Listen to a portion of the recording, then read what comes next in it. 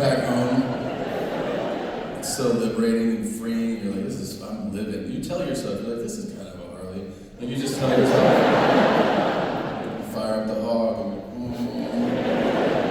And you're so in love with it while you're there. You're like, this is the best. You're like, I'm getting one of these motherfuckers when I get back. And then you get back, and you're like, there's no goddamn way. There's no way. Someone will beat me to death on a Vespa in the United States. Like, what the fuck you think you're Luigi? Get the fuck out of here. Vespa's the pickleball of the motorbike world. It's not the real thing. Tell something, all you pickleball enthusiasts. Look, if you can't play tennis, you get yourself a fucking ping pong table, okay? It's tennis, and forget it. I sharded yesterday.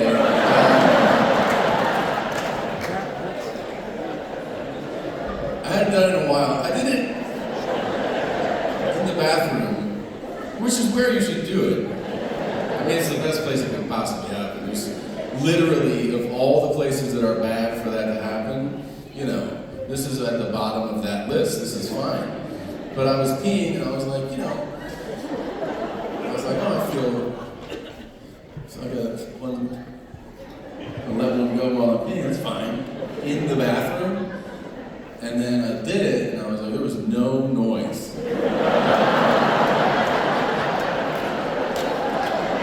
None. So like, And then to check, I was alone. There's something about, it's even humiliating alone.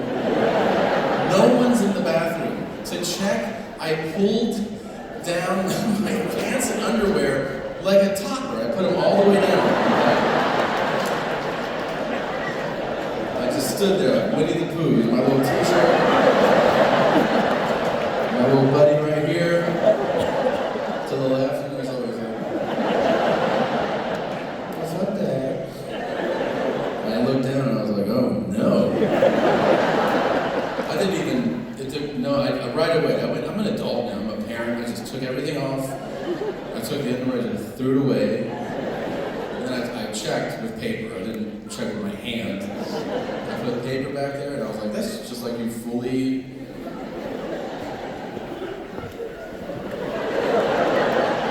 It was all brown, you know? And then I realized something. I didn't shart.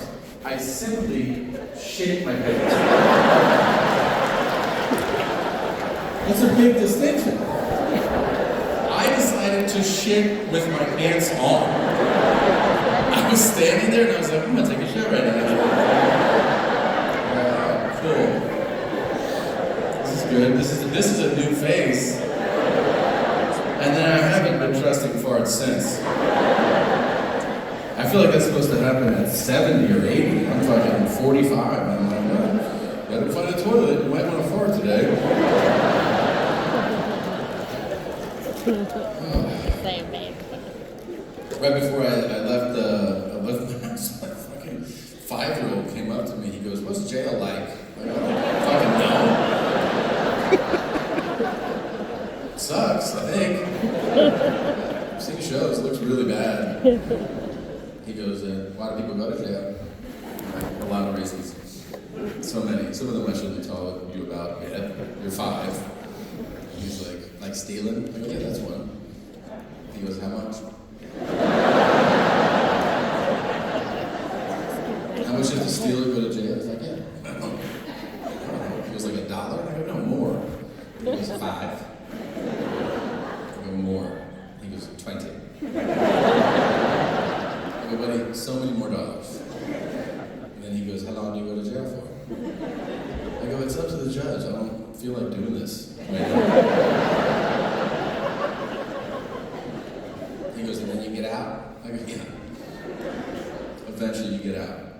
And he goes, okay. I go, okay, good talk. Have a nice weekend. And then I go to my bedroom to grab my money clip. And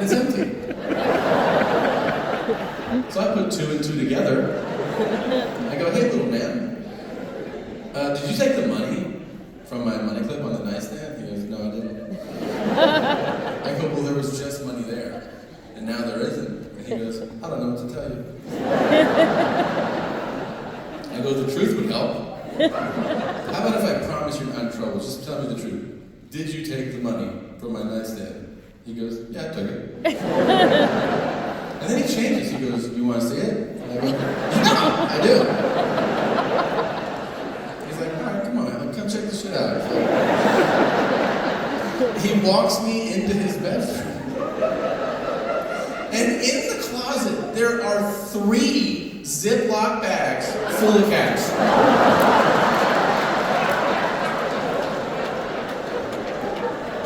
I'm like, holy shit, man.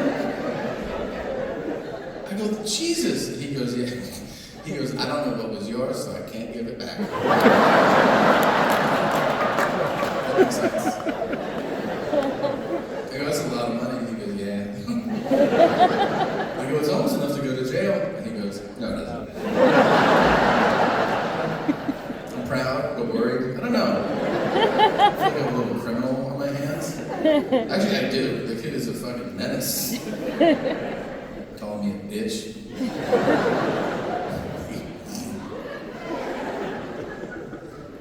He said, he told me, he goes, this fucking bitch. He pointed at me. He did to his mom. He goes, this fucking bitch wakes me up all the time.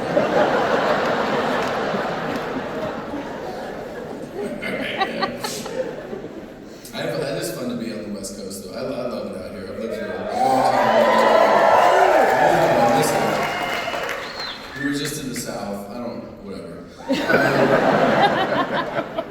We went to Augusta, Georgia, to do a show. Augusta, if you're not familiar, is famous because they have Augusta National. It's a country club and golf course where they play the most famous tournament in all of golf, appropriately titled the Masters. Curious name choice for the Deep South. Now,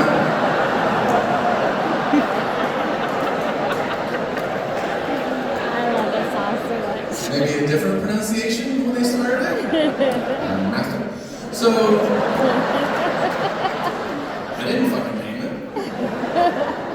It was built in 1933 by what I would call top shelf whites. The whitest whites. Picture, it's 1933, and you live in America, and you can choose anywhere. You're like, Augusta, Georgia. And then you're like, what do you want to do? You're like, let's play golf. You're ultra white, okay? You're singing white songs during your backswing, like, oh, white. That's it. That's the whole song. There's no rhythm or flow. It's just a statement.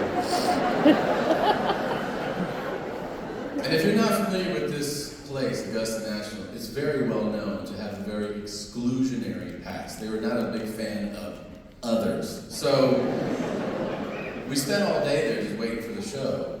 And I was like, I'll look it up. So I decided to look it up. I looked up, when did they let in their first black member? And I'll give you guys a hint. It's later than you think. Are you ready? 1990. Yeah, they waited. Yeah. They were like, don't want to act too fast. Maybe things will go back to the way they were, I don't know. You don't put on a raincoat just because it's drizzling, you know what I'm saying?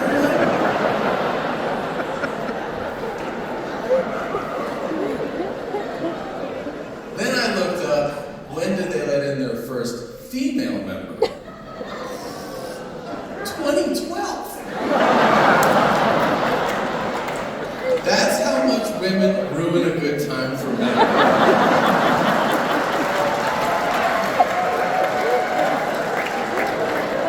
They went to the most racist motherfuckers in our country. You understand? These are guys whose very core, their foundation, was just hating black people. And when presented with the question, whom would you rather hang out with?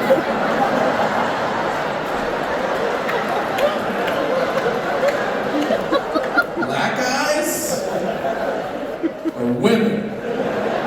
They were like, give us all the blacks you got, yeah?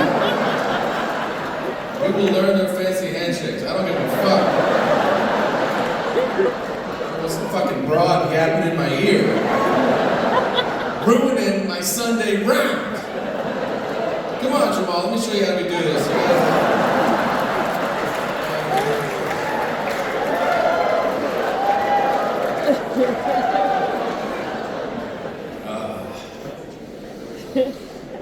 Man. I've been thinking about killing my wife. Yeah. I've been talking about it too. Mostly with my wife. She started it, and I do mean this. She started it. I'm serious. We were in the house one day, and she just randomly, she goes, how easily do you think you could kill me with your bare hands? I go, very. She goes, really? I go, it wouldn't even be a little bit hard. She's like, no. I go, yeah. And I'm not saying I'm a badass. I'm saying I could kill you with little to no effort. Now it comes up all the time. Like whenever we're together. We were in New York. We were just waiting for the subway, just standing there, and I was like, you know.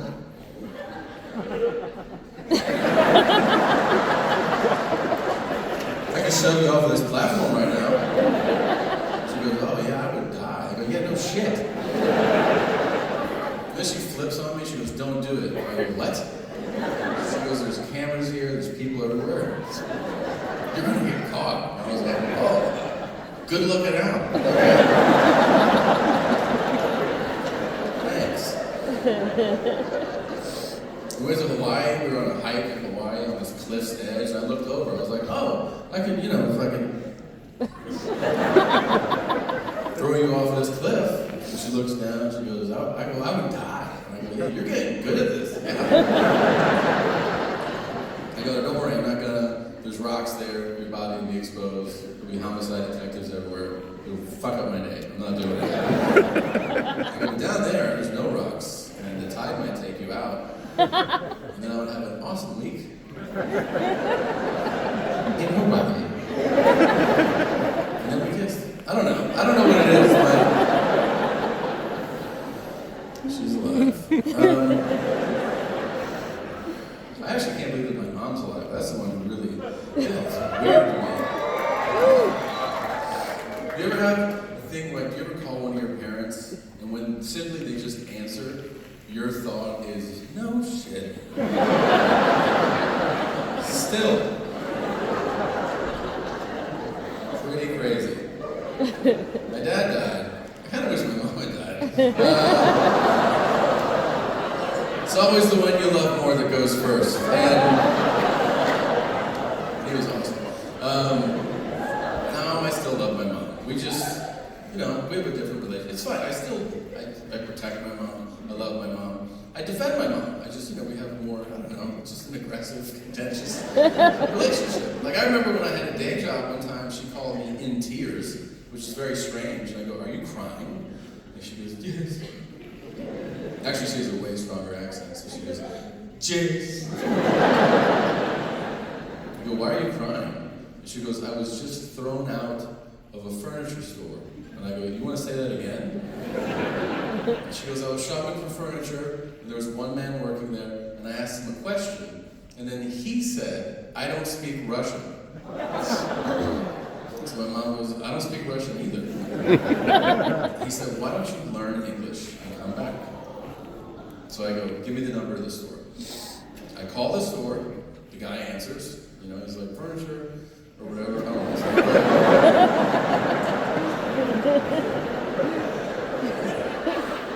First of all, that's a very efficient way to run a business. Just say what you fucking sell, man.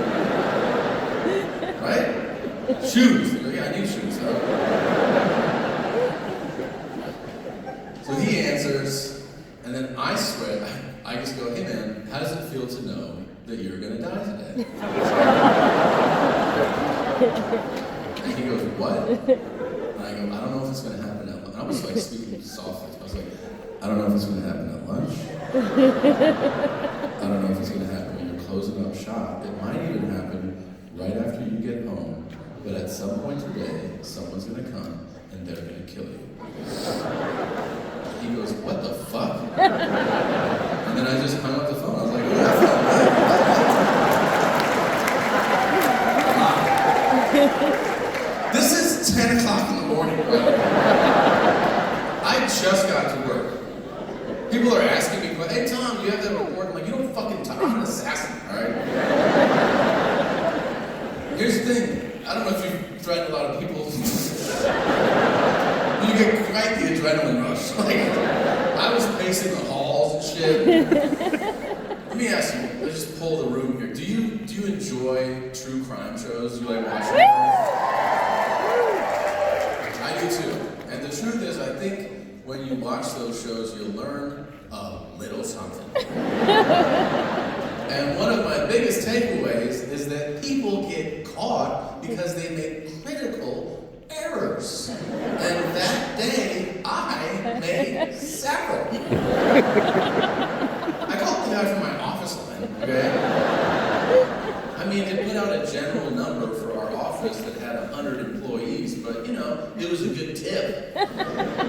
My real mistake is that I wanted to hear the guy's voice again. So I called him back. From my cell phone. And that was very simple. Yeah. I wasn't thinking, man. I just had bloodthirsty thoughts, and I called him again, and he answered. He's like, furniture. And I'm like, you're still alive? He was like, motherfucker. I was like, scared, bitch. And like 2 minutes later, my office line rang, and it was the dude. And he goes, hey, dipshit. You call me from your cell phone. I know who you are. And I go, okay. He goes, how does it feel to know you're about to get fired? I go, well, it's better than knowing I'm about to die. And then I hung up, and I was like, I'm definitely getting fired. And about 30 seconds later, the line rang again, and it was our security department at our office. And they're like, hey, can you come up to our office real quick? And I was like, yeah, what's this all about? They go, we need to see you in person. And I was like, okay. So I went up there. There's 3 guys just kind of standing there, arms crossed. And I go, hey, what's up? They go, yeah, we have kind of a weird question to ask you. And I was like, I like weird shit. Like, what's going on? They go, did you call a furniture store in Melbourne, Florida, and threaten to murder somebody? You know what I said? I go, no. And guess what happened? Nothing! Nothing happened at all! Yeah. You can do that, and you should do that if someone's mean to your mom. Just be like, you're gonna fucking die today, bitch. So, try it tomorrow. Call IKEA.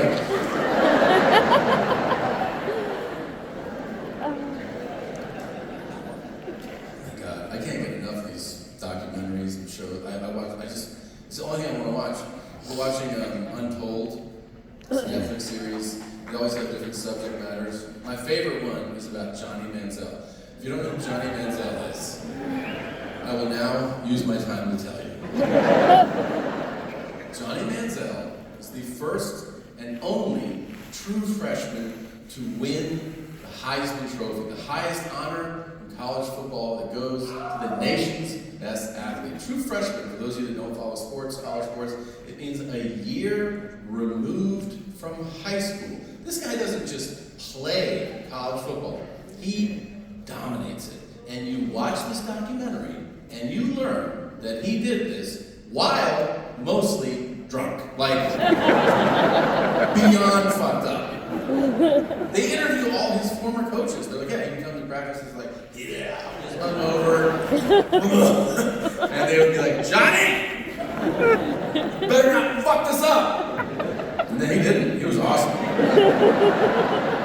He would show up to games like this. You understand? Nationally televised games. He's on the sideline. And they're like, Johnny! And he's like, watch this shit. 6 touchdowns. Unbelievable! He wins the Heisman. Sophomore year, he comes back, he's growing up, he's trying new shit, he's sprinkling dust on his shit, you know. He has another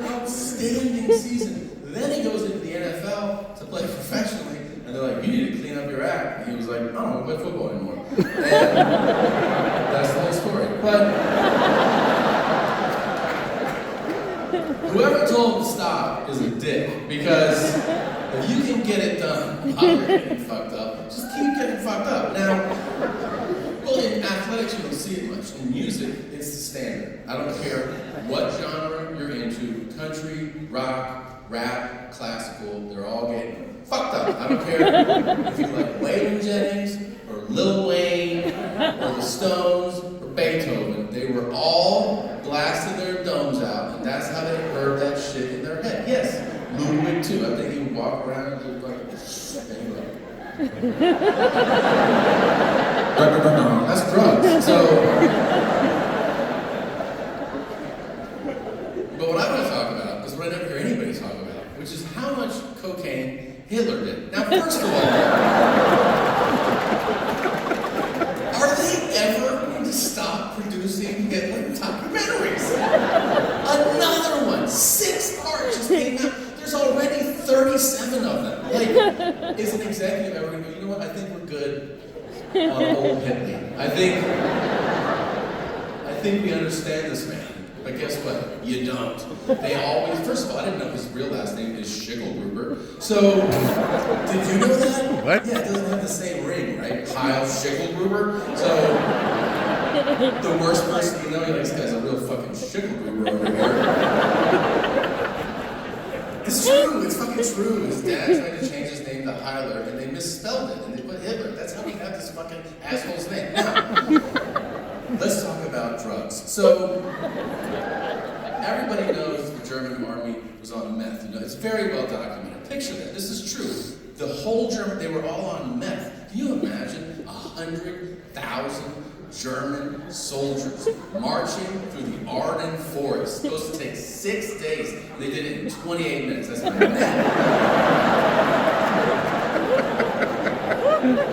Imagine you're in a cabin in Belgium, fucking drinking milk. And you just hear, well, you're like, holy fucking shit! Meth, dude, you ever been around somebody on meth? I have, it's unsettling. They never stop talking and they want to fuck everything. And those are Americans. I cannot imagine these kinky ass Germans were like, I want you to suck me dry. You're like, hey! Gunther, back off. Now, Hitler did meth too. It's very well reported. But a lot of people don't know that he was given cocaine in the mornings by his personal doctor. I mean, you think Michael Jackson's doctor was out of line? That was propofol to go to sleep. That's JV shit, okay? Like, I want to go to sleep. Hitler would wake up, open his little bird eyes, and his personal doctor was like, "Good morning, my Fjord." And he was like, Jews!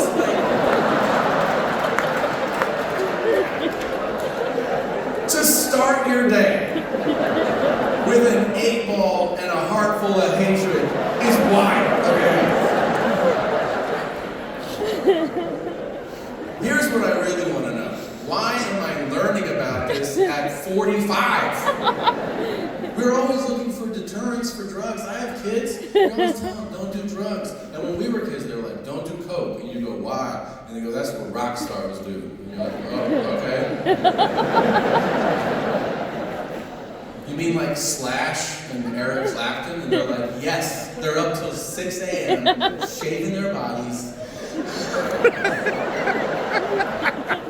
Fucking a bunch of girls. You want to do that? Boo. Yuck, no. Who else does coke? And they're like, oh, I don't know, Scorsese did a bunch. De Niro, and you're like, oh cool, masters of cinema. That sounds. And they never thought, you know, maybe we should find a bad person. Anybody else? Well, you know, yeah, there was this one little fella, you may have heard of him, named Adolf fucking brother that was doing mountains of it. By the way, he was having the same dumb conversations your friends have. He was just having them about war. He was like, we should go to Stalingrad in December.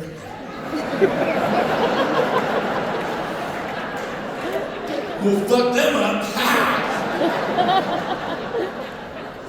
You think Mussolini likes me?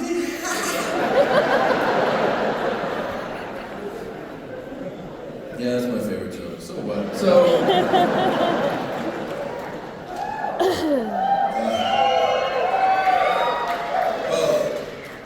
No, he was a real knucklehead, but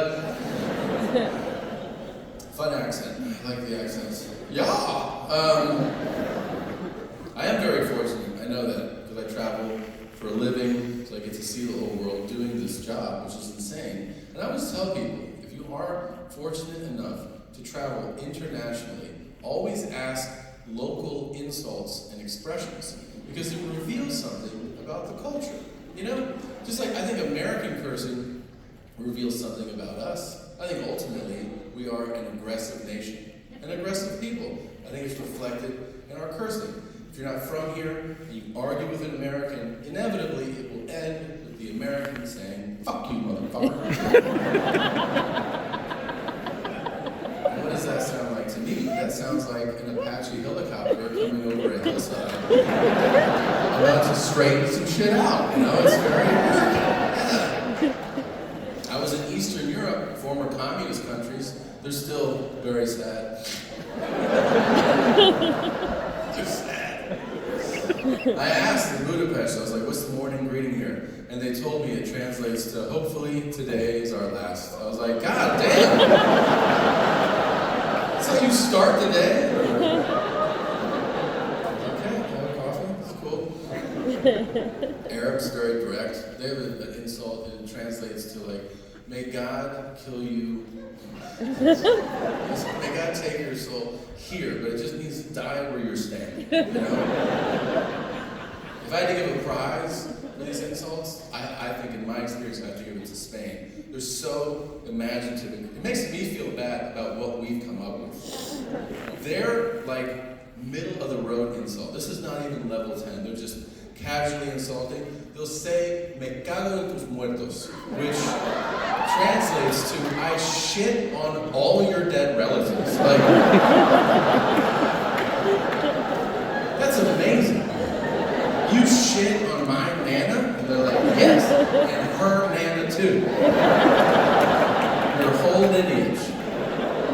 And we're over here with suck my dick. See, I ask these questions so much, you guys, sometimes I'm in a unique position where I can explain to somebody the etymology of their own expression. You know, like I was having a beer with this guy in London, and I took a sip, and I go, oh, this beer is the dog's tits. And he goes, Mike, I think you mean the dog's bollocks. And I said, no, I fucking don't. And he goes, dog's tits?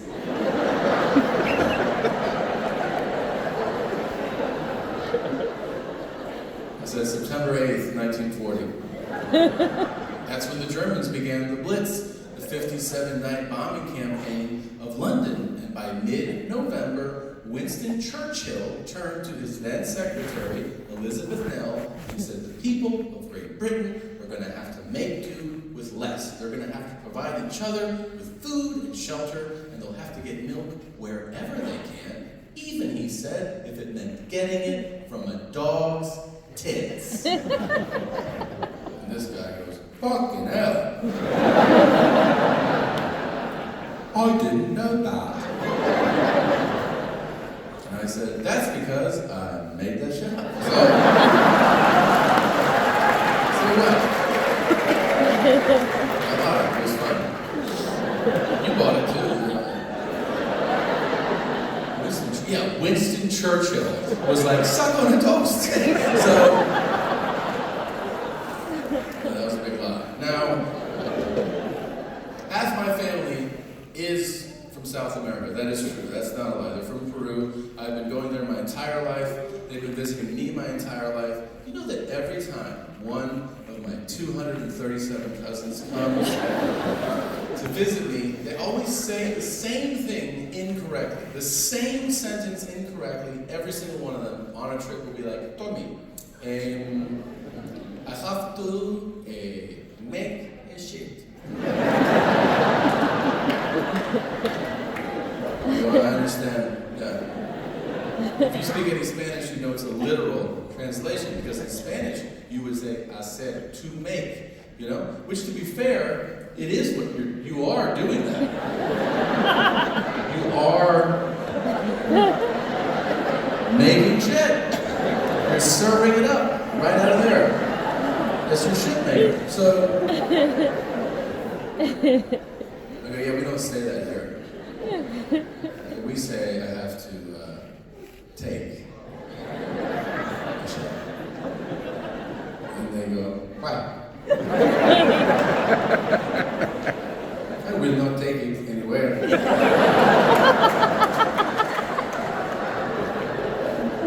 Yeah, your logic is sound, but if you keep saying I'm making shit in the toilet, someone's gonna call the cops, so just follow me.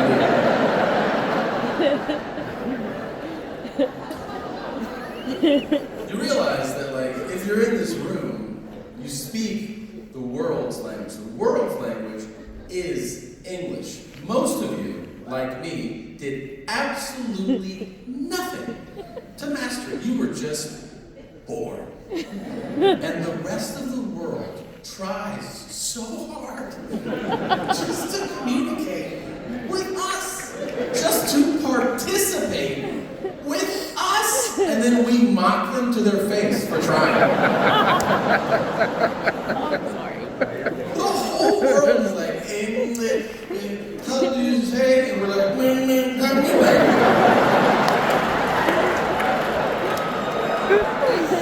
Listen to this fucking idiot.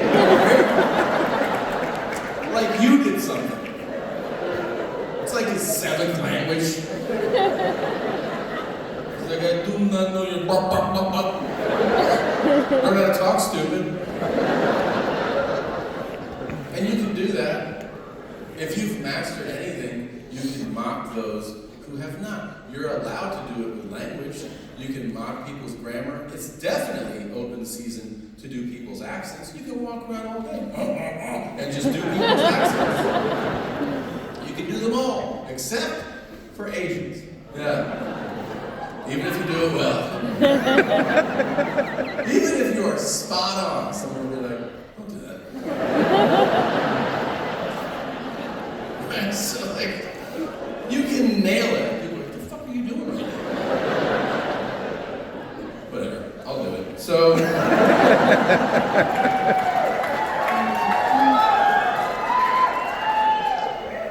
on my way here, and I stopped for a Thai massage. And, grow up. I needed it. And it's the valley, you know, it's what you do. So, as it started, you know, she leaned down in my ear, and she goes,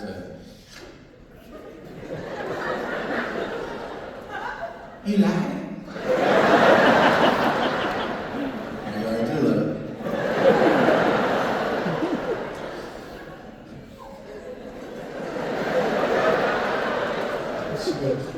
Feel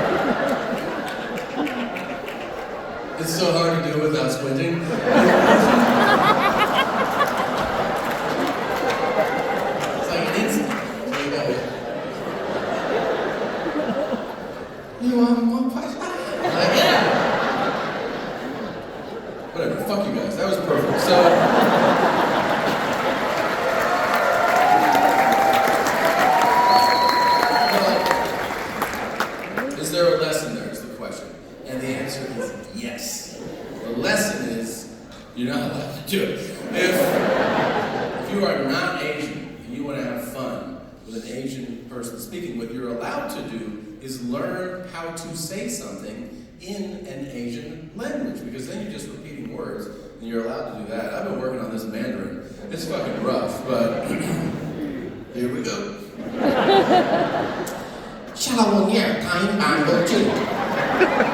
That means kill my daughter, she is worthless. See that?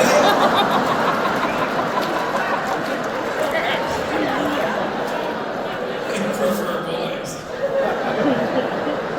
Another girl, throw her in the river. Okay, so oh, you didn't know that? I tried that joke last month in Hong Kong, and it did not land. So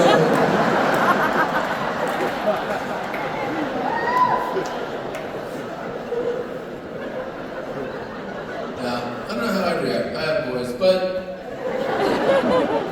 whose credit is that? Is that mine? Is that my wife's? I don't know. She can take a load, but between the legs. I mean, well, I get blowjobs, but I get married blowjobs, and them ain't like single life blowjobs. Married blowjobs kind of remind me of, you ever watch your dog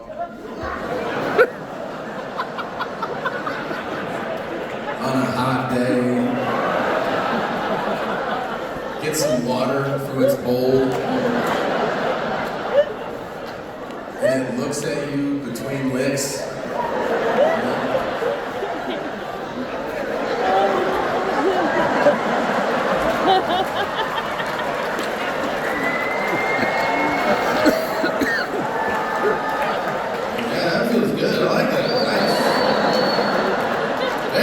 Are we done? Yeah, I didn't want to come. Thanks. That was fun.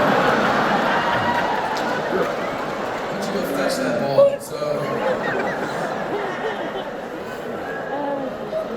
I still remember. I remember the single days. I have old VHS tapes back here. And they're kind of grainy, but if I close my eyes, I can still see those sweet, sweet angels from my 20s just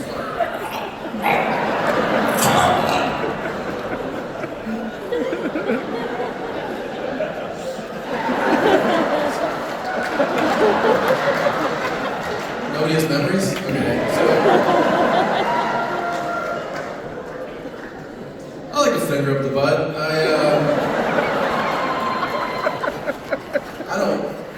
I don't want to be excavated. Okay? I just want a little, you know, a little Steve Aoki. What's this button do?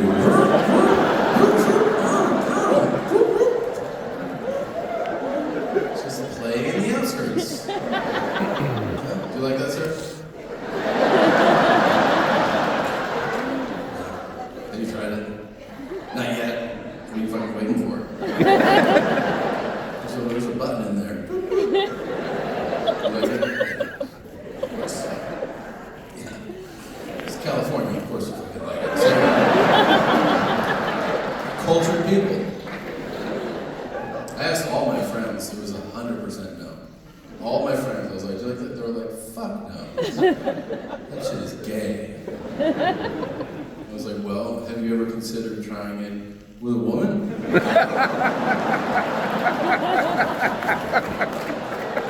That's not gay. Maybe stop having your brother do it, weirdo. Hurry up before Dad gets home, you know?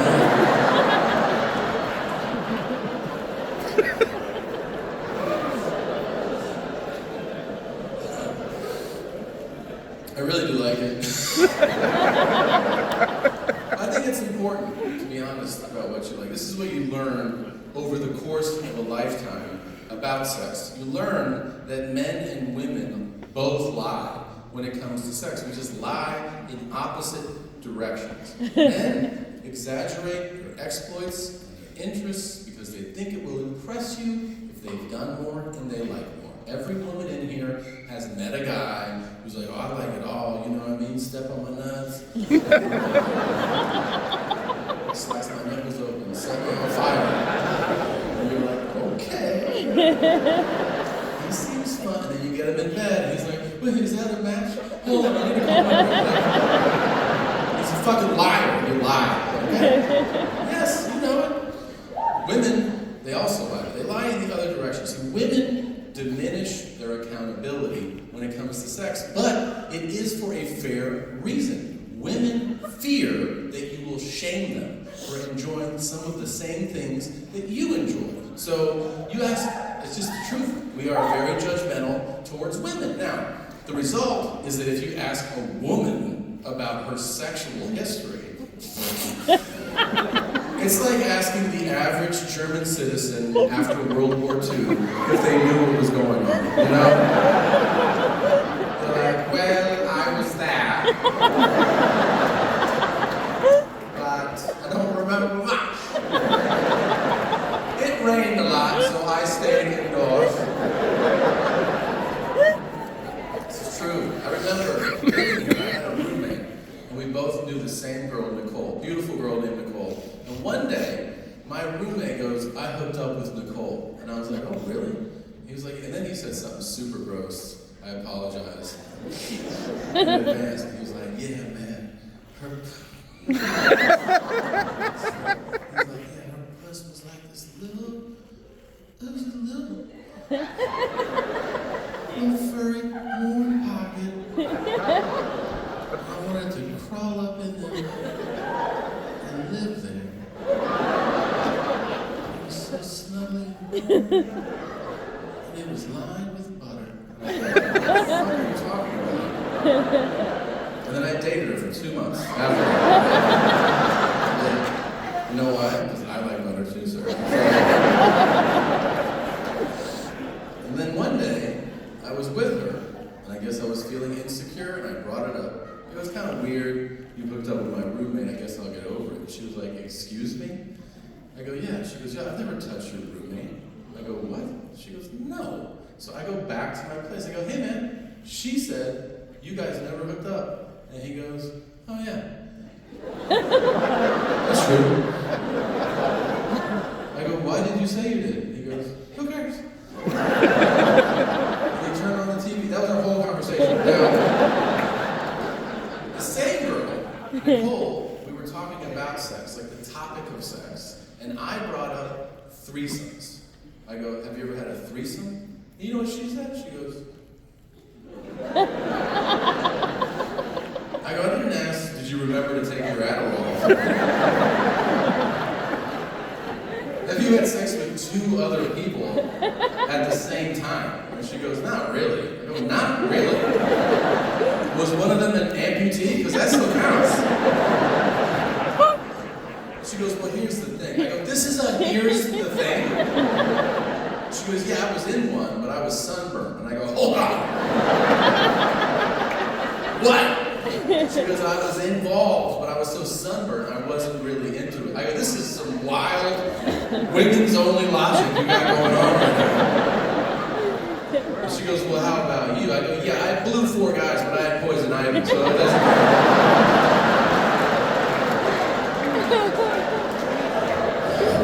But, whatever, she's dead. Now,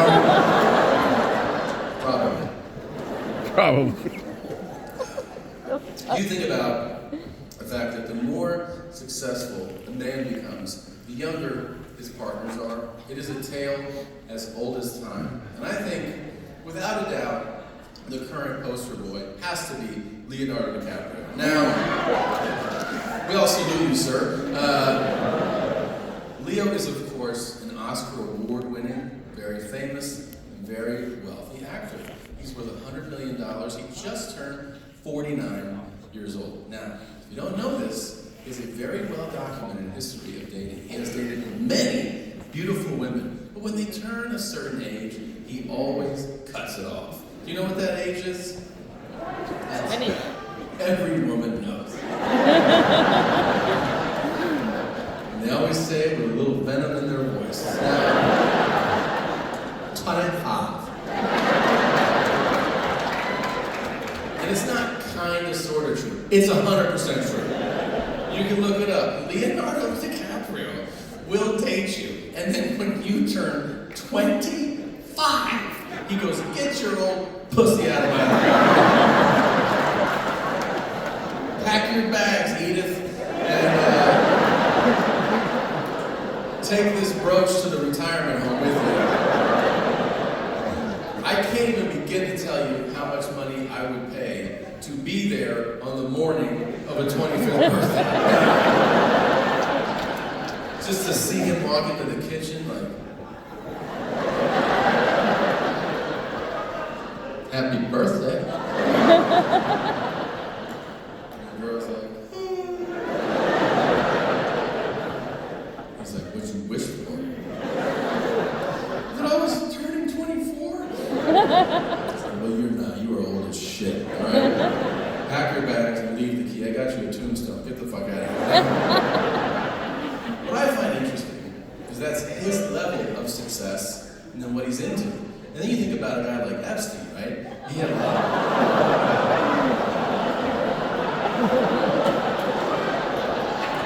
Thought we were having fun, right?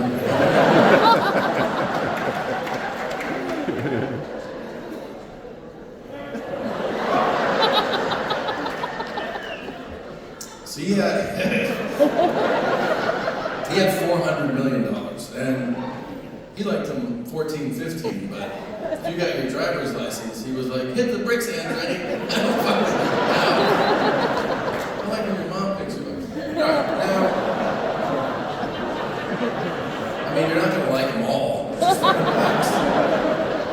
Alright, I lost a bunch of you. That's fine, listen. It's fine. Just like you feel, that's who he is.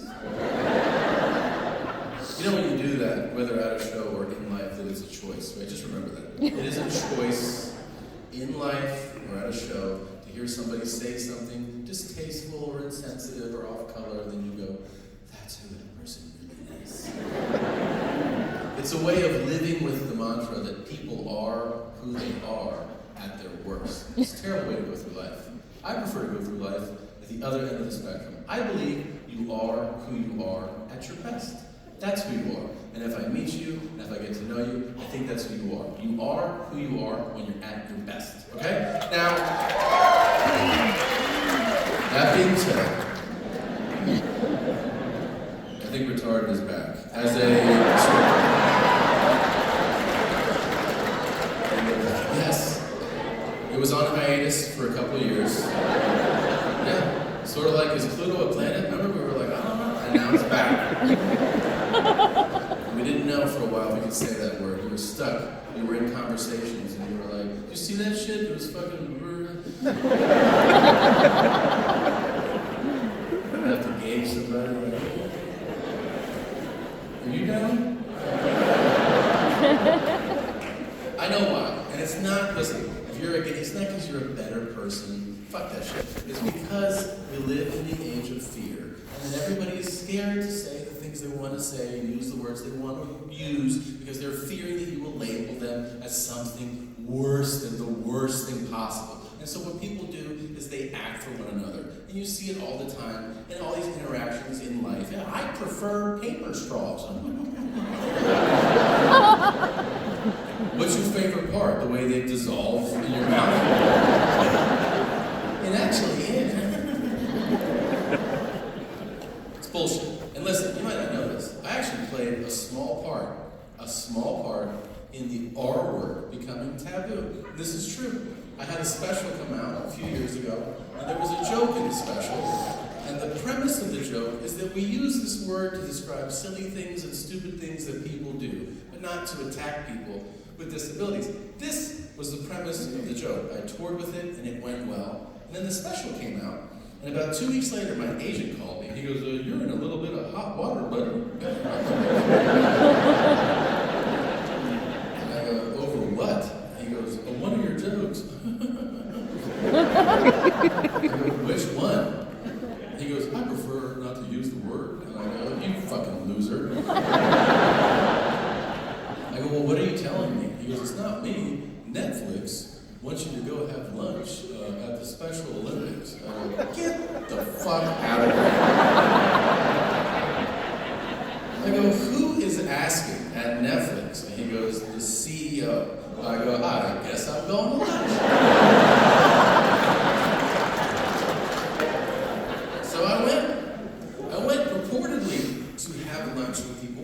organizers of the Special Olympics. When I got to that room where lunch was set up, I knew something was different. There were so many treats, candy table on the table. I was like, what's going on? You're just showing you've never been there. So, like, that's a lot of chocolate for lunch. And then,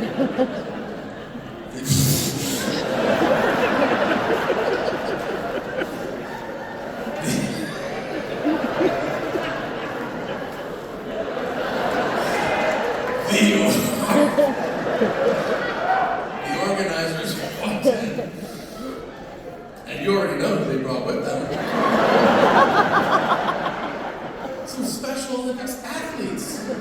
I was like, oh, this isn't organized like attack. Oh, I get this. And it was.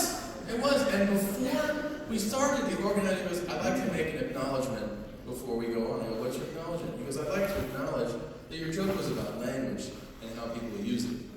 And it wasn't about attacking people who have disabilities. And I go, oh, thank you for that acknowledgement.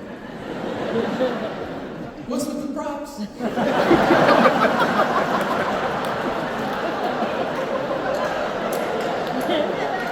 Who's the bigger asshole here, sir? The guy that played with language or the guy that's manipulating people? I get it. We're not all going to agree. Some of you think it's right, and some of you think it's wrong. But I'll tell you this. You are wrong. It is the perfect word in certain situations. Have you ever seen somebody back up on the freeway?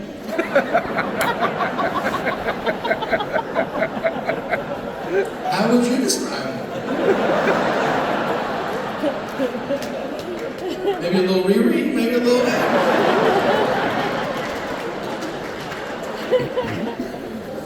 Well, I've been doing this long enough where I've been called everything that you don't want to be called. Ageist, ableist, misogynist, sexist, racist, elitist. And what I like to tell people is that I am none of those things. What I am is wrong sometimes. Maybe I'm wrong about that, maybe I am. But I prefer to live in a world where if I'm wrong about that, I go, I guess I was wrong. And then I move the fuck on with my life. So that's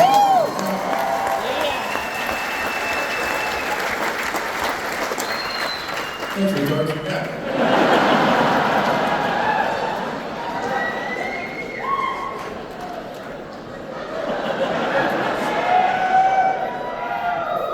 Like most of you, I have not stopped thinking about Johnny Manziel this entire show.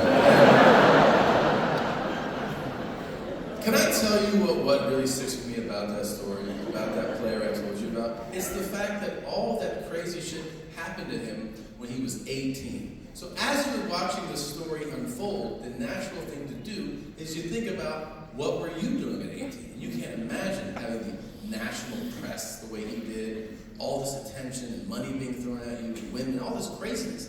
And I go, what was I doing at 18? I was also in college. I was going to class. I was not dominating college football. I was going to class. I was working part-time at a shopping cart manufacturer.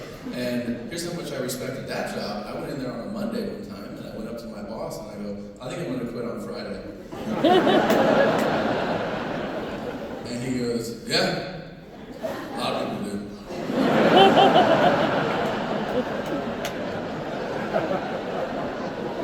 He goes, just give us a week. I go, okay.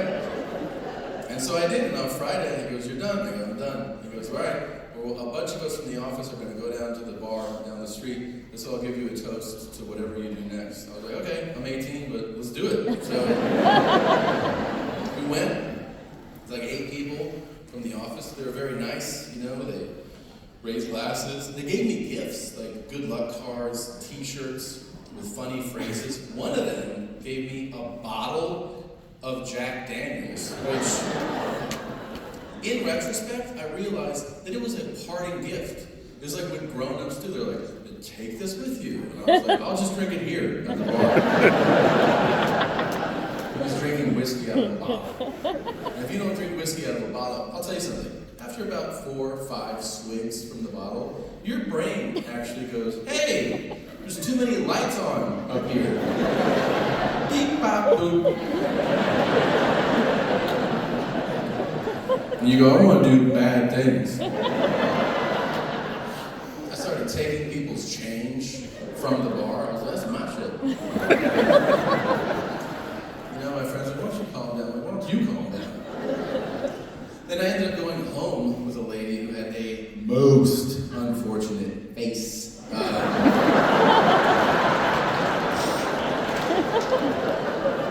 You think I'm being mean, but I know I'm being honest.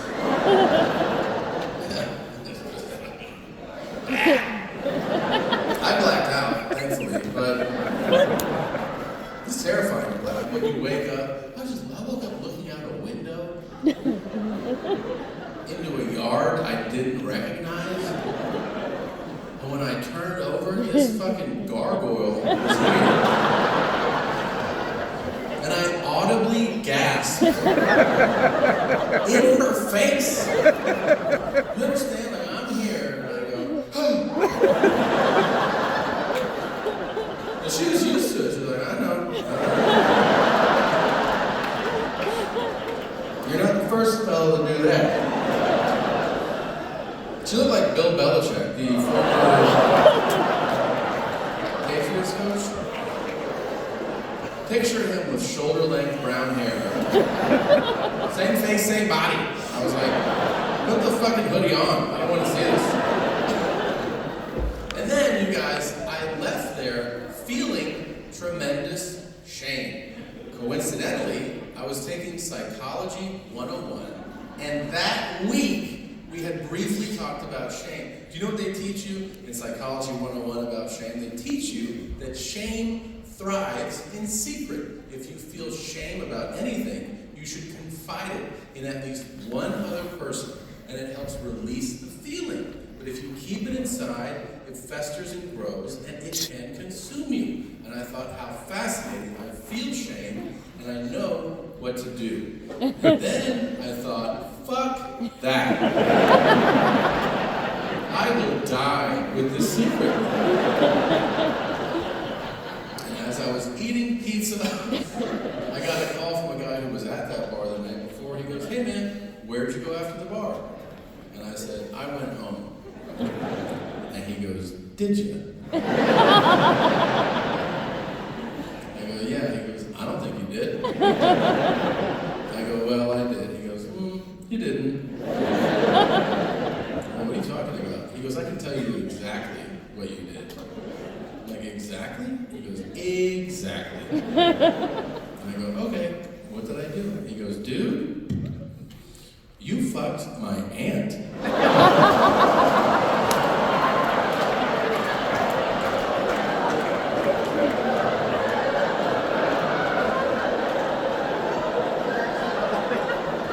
So your aunt is Bill Belichick? I didn't know what to say, so I just said, I'm sorry. He goes, no, I'm sorry. He goes, I don't want to fuck any of my aunts. But she is definitely last on that list. I switched to weed that day. Now,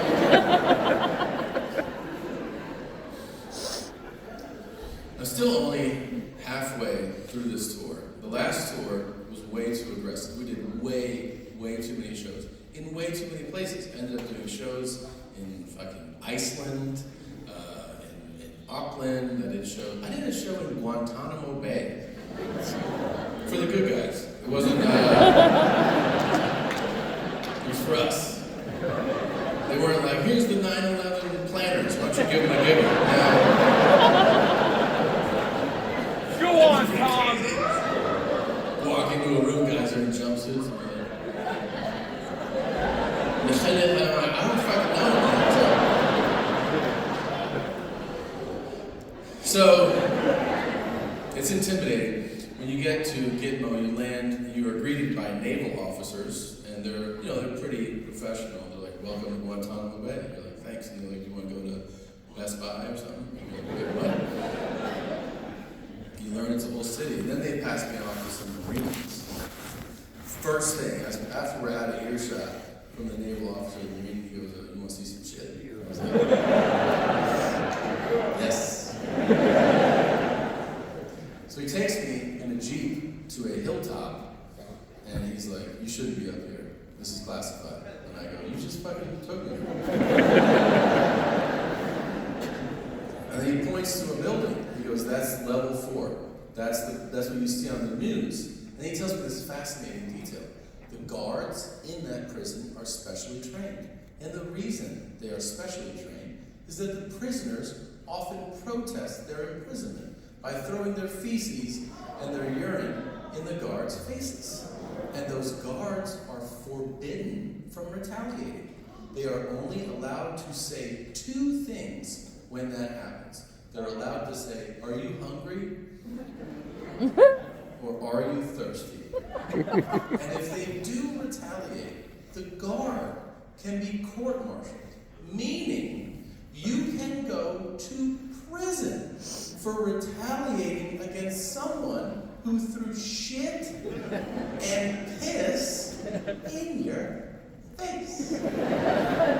This is what it's like to be the father of a 5-year-old boy. Now,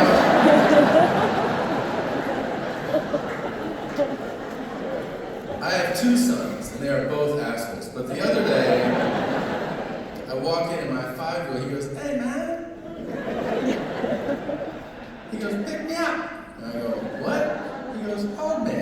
He hasn't asked me to hold him in like a year. I go, you want me to hold you? He's like, yeah man, pick me up. So I pick him up. I'm looking at my baby boy. And I go, you just wanted dad to hold you? He's like, that's good, man. I go, I like it too, buddy. And then a moment later, I feel a hot, piercing, spreading sensation on my midsection. I go, are you peeing on me? He goes, yeah.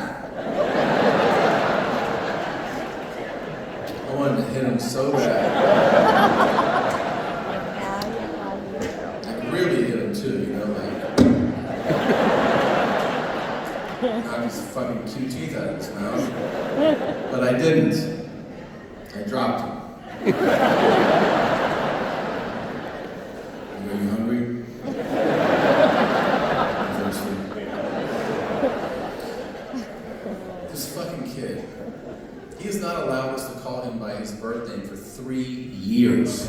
Yeah, that's not a phase. Whenever you share shit about your kid, other parents, that's a phase. 3 years is not a phase. 3 years is called a new path. That is what we're on. His birth name is Julian, and that's what we've called him, and that's what he responded to. It's just his fucking name. Every variation of it, too. Julian, Juju, Juchito, Julian, you know, like, And then one day, 3 years ago, I was like, hey, Julian. He's like, don't you fucking come at shit. Well, what? He goes, I hate that name. And the only way he will talk to you is if you call him by his self-imposed name, which, buckle up, is teacher.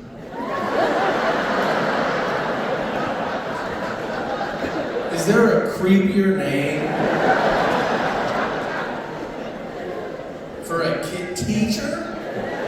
That sounds like Jordan Peele's next movie, like a fucking kid from the woods walks into town like, follow teacher, lead dog.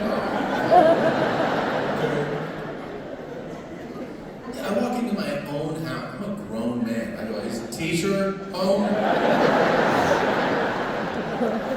He's like, yes. I'm like, hello, sir. People are like, are you worried? Of course I'm fucking worried.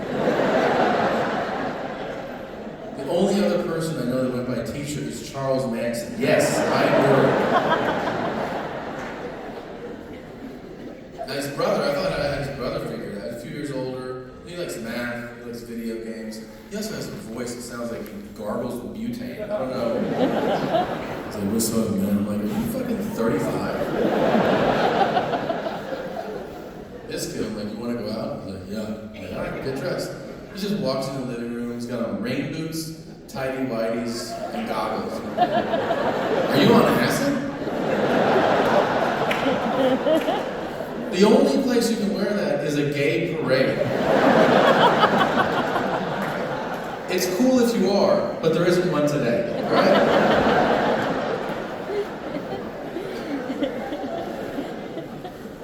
Thanksgiving, we're at my sister's place in Florida. And on Thanksgiving morning, we went for a morning walk.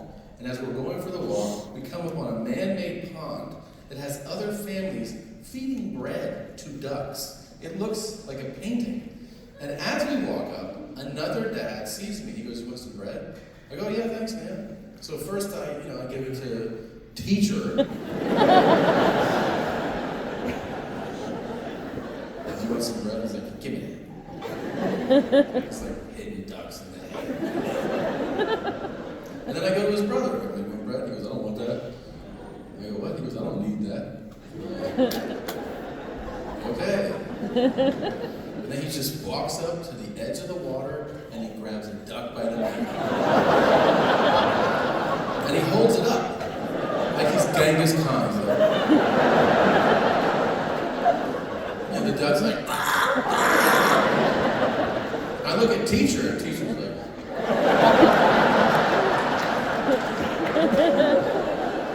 "What are you doing?" He goes, "We were cooking." "We're all set today, pal." He goes, "Can I keep it?" I go, "Absolutely not." He goes, "What do I do?" I go, "Put it into its home, return it to the water." He goes, "Oh," and he just drops it. And I look at all the parents like, and I go, "He's a foster kid."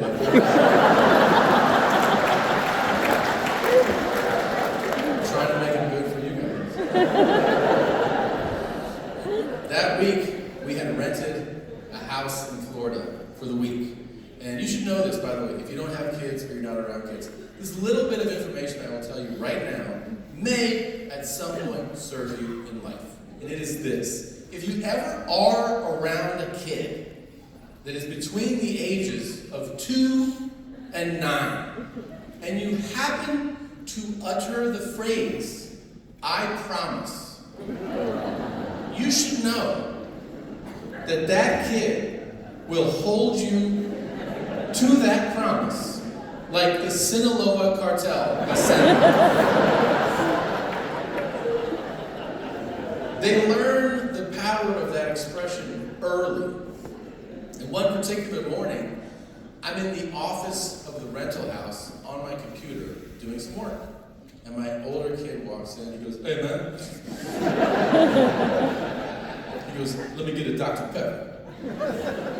I go, "Yeah, later." He goes, "No, now." I go, "Not now." He goes, "Why not?"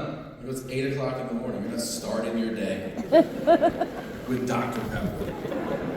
He goes, "There's no school today." I go, "I know." He goes, "So why can't I have it?" I go, "Because it is the morning. You will have one later." He goes, "There's nothing to do." I go, "Find something to do."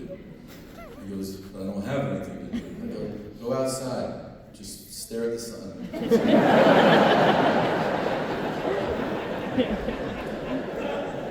He goes, "But I just really want a Dr. Pepper." And I say, "You shall have one later in the day." He goes, "But I said there's no school." I go, "And I said it doesn't matter. You're not having one now. Leave this office. I'm trying to do some work." He goes, "Just let me get that Dr. Pepper." I go, "No." He goes, "But I don't have anything to do." I go, "Throw a stick in the air and catch it. You can have one later today. You're not having one right now." He goes, "But I really want one." I go, "I know, but you're also being annoying, so get out of the office now." And he's like, "Well, I just want one. It's all I can think about." I go, "Dig a hole in the yard and crawl into it. Later in the day, when you put the dirt back, I'll give you one as a reward." He's like, "I know, I don't know what to do." I go, "Just leave this office so I can fucking work." He's like, "I know, I can't stop thinking about Dr. Pepper." I go, "You will have one today, I promise." He's like, "Okay." And then he just fucks off. And the day goes by. And now, it's bedtime. I'm saying goodnight. So first I go over to the fucking professor.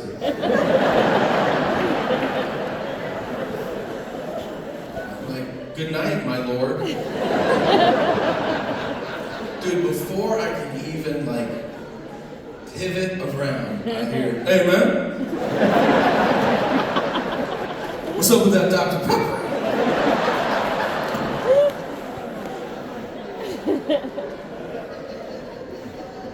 Now on a regular school night, you know this would have been a whole thing, okay? A tantrum and all that. And I'm not gonna give them a fucking can at bedtime, but what I do say, I was like, you know what? It is Thanksgiving week. You're on vacation. There is no school. I did promise. I go, here's my offer, and you can take it or leave it.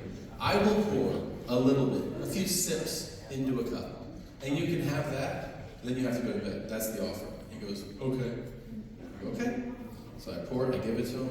I look at the little guy, and when I turn back, he's gone. That's weird. So I walk out in the hall, and I see my son walking down the stairs of a house we don't live in. I go, what are you doing? He goes, I'm going to go downstairs. I'm going to enjoy this Dr. Pepper. And then I'll come back. I'm like, okay, Kierkegaard, go do that. And I follow him. I'm watching my kid walk around his house. He's like, looking at paintings, like, nice place. And he finds a chair that faces the backyard. I watch him take sips and go, like a scotch. So, you know, I give him a beat, and then I go, how's it going, Hemingway? Everything all right? He goes, yeah, man, this is good stuff. I go, it's fucking top shelf, yeah. Very nice. He's like, yeah, I like it. I can tell. And then I realized that I have a moment. There's only so many moments you have, right? So I go, you know what? I just want to spend this one beat. I go, just so you know, we're very lucky. We're very fortunate that we're able to take a vacation and rent a house for a week. Not everybody gets to do this. And he goes, yeah, lucky, I know. I go, what the fuck? He goes, you're rich. I go, excuse me. He goes, look at the house. You're rich. Everybody, it doesn't matter whether you have a little bit or a lot. You should be thankful for whatever you have. And then I add, by the way, there will always be people who have more money than you. And he goes, what? I go, yeah. He goes, who? I don't know all their names. Epstein, bunch of guys.